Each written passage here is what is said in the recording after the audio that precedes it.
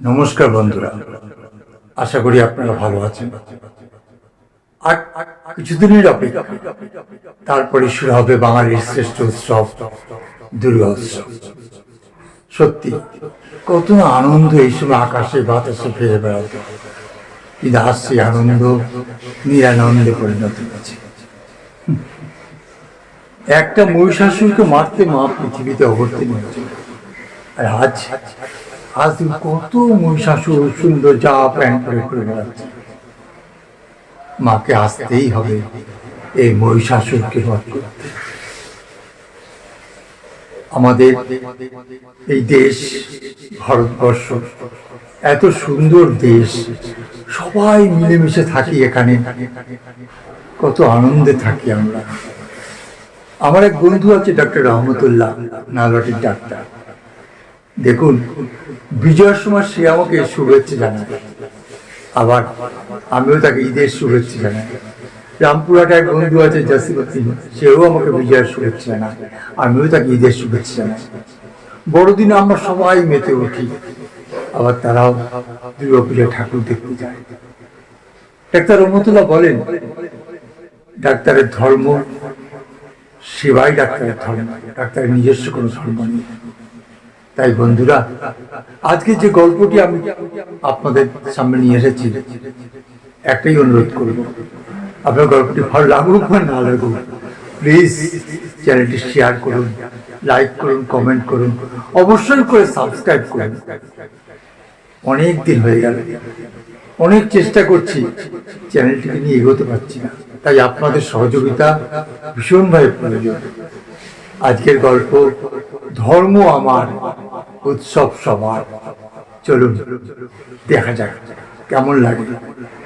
আমি 500 বেশি দিতে পারবো, আসুন পরে 200 টাকা নিয়ে আসবে। মা মা আমার খুব খিদে পেয়েছে মা। দুর্গা পূজার চাঁদাটা দিতে এসেছিলাম।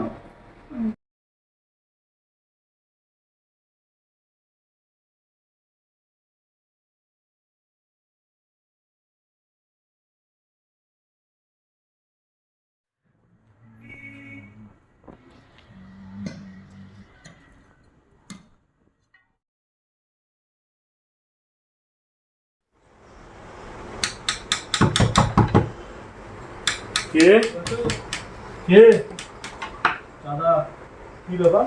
দুর্গা পূজার চাঁদাটা দিতে এসেছিলাম। কত লিখবো? এই 500 টাকা।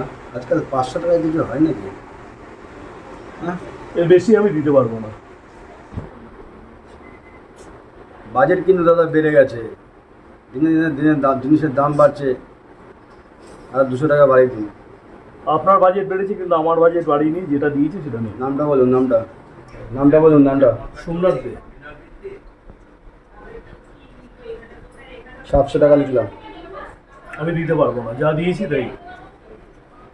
দিতে পারবো না বললে তো হবে না, বাজার তো করে খাচ্ছেন, দিনে দিনে জিনিসের দাম বাড়ছে, আমরা কীভাবে পুজো করবো? ধরুন 500 টাকা আমি রাখলাম, 200 টাকা আমি 500 বেশি দিতে পারবো না, আসুন পরে 200 টাকা নিয়ে আসবেন। ঠিক আছে চলো। ও বৌদি, ও বৌদি, বৌদি, ও বৌদি, বৌদি,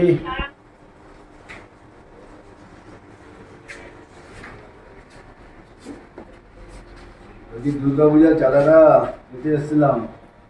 বলে দাদা বাড়িতে নেই? না না, দাদা বাড়িতে নেই। ঠিক আছে, আপনার কাছে কত লিখবো বলুন? আমি বেশি টাকা দিতে পারবো না, 200 টাকা আমি দিতে পারবো। 200 টাকা। যদি এটা বললে হবে না, বাজার দর বেড়ে গেছে। আগের বছর 500 টাকা ছিল, এবছর 100 টাকা বাড়ালাম। নামটা বলুন। লেখো না, তোমার দাদার নামটাই লেখো। হ্যাঁ, ওনার দাদার নাম লিখে দেন। সরি, 600 টাকা লিখলাম। 600 টাকা। ঠিক আছে, তাহলে দাদার কাছ থেকে নেবে। ঠিক আছে, আমি 600 টাকা লিখে দিলাম, বিলটা তো রাখুন, আমি দাদার কাছ দিয়ে নেবো। আচ্ছা ঠিক আছে। চল। চাঁদার জুলুমে আর ভালো লাগে না।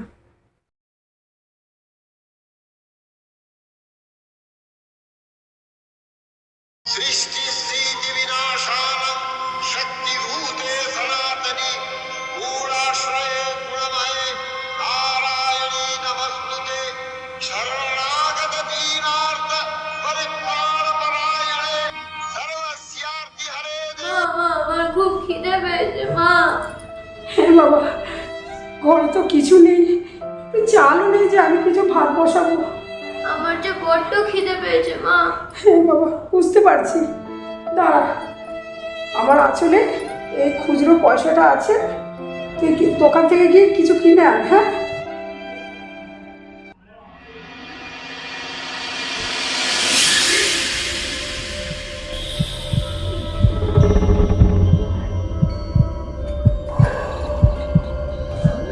আমার যে বড্ড খিদে পেয়েছে।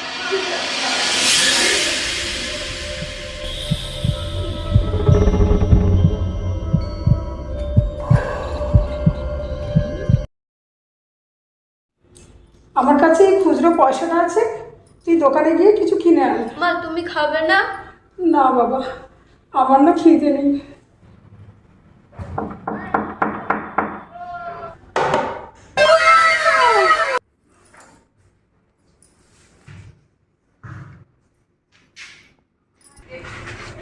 দুর্গাপূজার চাঁদাটা দেবেন।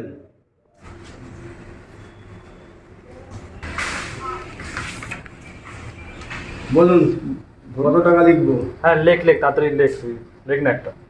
নামটা কি বলুন? হ্যাঁ হ্যাঁ, আমার বেটার নামই লিখুন, রহমাতুল্লাহ। আরে কত লিখবো সেটা তো বলবে।